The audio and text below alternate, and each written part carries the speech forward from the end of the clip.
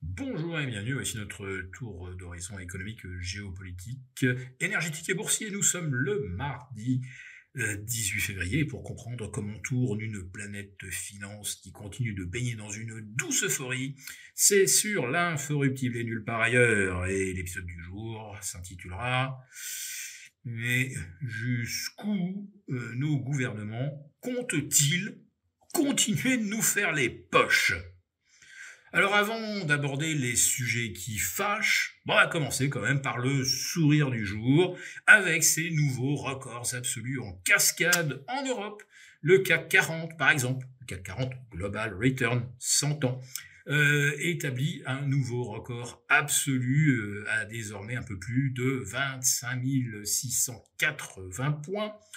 Le DAX se rapproche des 22 800. Allez, tout le monde a déjà en tête les 3000, alors que le DAX est maintenant à pratiquement 15% de hausse depuis le 1er janvier. C'est sa plus forte hausse de l'histoire en l'espace de 2 mois, avec aucun retracement depuis la mi-décembre, et aujourd'hui un 16e record absolu depuis le 16 janvier dernier.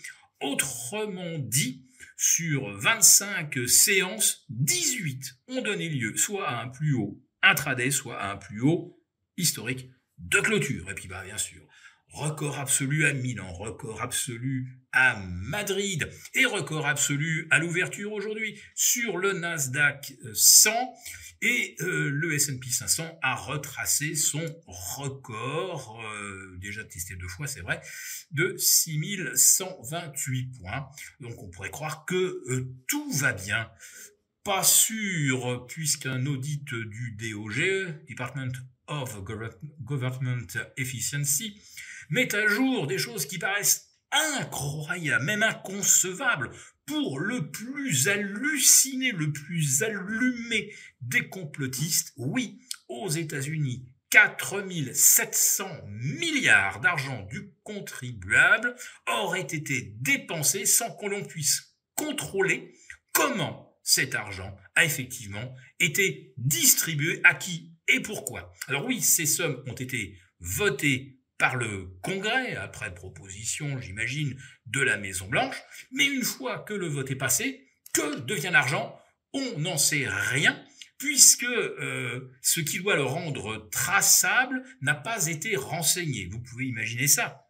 Mais oui, et pourtant, donc ça veut dire que les démocrates ont pu disposer de l'argent comme bon leur semblait, distribuer de l'argent, corrompre, tout ce que vous voulez.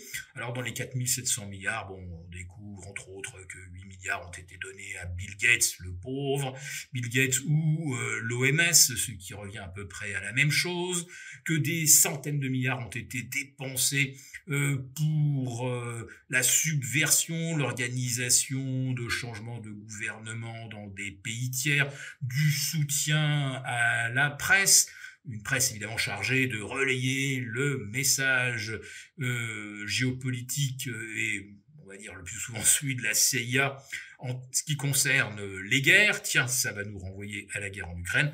On va en reparler dans quelques instants.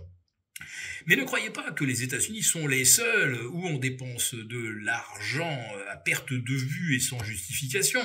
On ne sait toujours pas ce que contenaient les SMS de von der Leyen avec Pierre Bourla. Tout ce qu'on sait, c'est que ça a coûté 70 milliards aux Européens et qu'on a dû jeter, je pense, entre 20 et 25 milliards de valeur de doses non utilisées. Certains disent que ça serait même pire que ça. Et puis, on a le soutien à la presse. Tiens, voilà, 130 milliards. Là encore, Bruxelles, von der Leyen refuse de dévoiler comment cet argent a été utilisé, quels médias en ont bénéficié.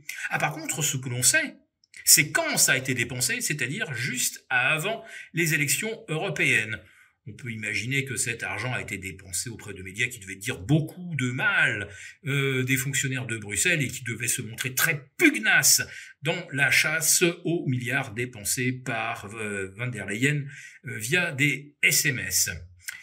Et puis en France, figurez-vous, on a également l'Agence française du développement, ça gère également des dizaines de milliards, donc on sait que il Il y a plusieurs projets tout à fait louables d'aide au développement, mais par exemple, on découvre que 65 millions ont été donnés à 2 villes chinoises, Pyeongchang et Kua, qui devaient atteindre l'excellence environnementale, le programme qui dure jusqu'en 2042.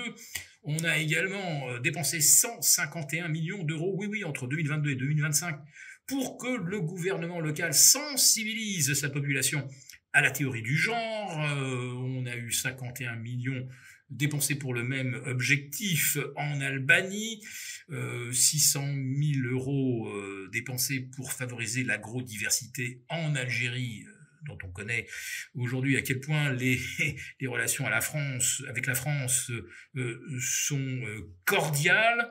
Bref, des dizaines de millions, des centaines de millions d'argent du contribuable dépensés sans réelle justification. Alors, bien sûr que l'aide au développement, on le sait bien, il y a une connotation politique, il y a une logique de renvoi d'ascenseurs, d'échange de bons procédés. Enfin bon, c'est pas quelques dizaines de millions attribués à des villes chinoises qui vont sauver notre industrie automobile, vous l'avez bien compris. Et puis non, je vais arriver vraiment au volet qui fâche. Les 200 milliards d'argent promis par l'Europe à l'Ukraine, dont la moitié, on ne sait pas ce que c'est devenu. Aux États-Unis, c'est pareil, 130 milliards, et il semblerait que la moitié, là aussi, on ne sache pas comment ça a été affecté. Eh bien, en Europe, on estime que 200 milliards, ce n'est pas assez, il faut aller plus loin pour soutenir l'effort de guerre de l'Ukraine. Au moment où Russie et États-Unis discutent de paix, eh bien, Emmanuel Macron a réuni à l'Élysée des chefs d'État européens. Alors, il n'y en avait que 6 ou 7 sur les 27. Et puis, on comprend qu'à l'issue d'une réunion de 3 heures, on n'a pas vraiment trouvé de terrain d'entente, notamment pour l'envoi de troupes au sol en Ukraine. À part Keir Starmer et Emmanuel Macron, il n'y a personne pour les suivre. Bon, le problème, c'est que la France et le Royaume-Uni sont 2 puissances nucléaires qui ont envie d'en découdre et de continuer d'en découdre avec Poutine. Comment cela peut-il se terminer? Certainement pas très bien. En tout cas, c'est ce que pensent Donald Tusk et Olaf Scholz, par exemple, qui ont annoncé que eux n'enverront pas de troupes en Ukraine, ce qui les placerait dans un statut de co-belligérance. Voilà, donc nous on veut continuer la guerre à tout prix, mais à quel prix? En tout cas, c'est avec notre argent, vous l'avez bien compris. Pour vous remercier de votre fidélité, vous pouvez télécharger gratuitement, en suivant le lien ci-dessous, un guide complet sur l'achat d'or physique qui représente un investissement de choix en période économique incertaine et surtout d'inflation. Merci et à bientôt. Merci beaucoup d'avoir regardé cette vidéo. N'hésitez pas à réagir dans les commentaires ou à liker et partager cette vidéo si le contenu vous a plu. Et pour ne rater aucune de nos prochaines émissions, vous pouvez vous abonner à notre chaîne et activer les notifications. Et pour plus de contenu, n'oubliez pas que le dernier rapport rédigé par nos experts est accessible en cliquant sur le lien de description. On se retrouve tout de suite dans les commentaires et je vous dis à très bientôt pour une prochaine vidéo.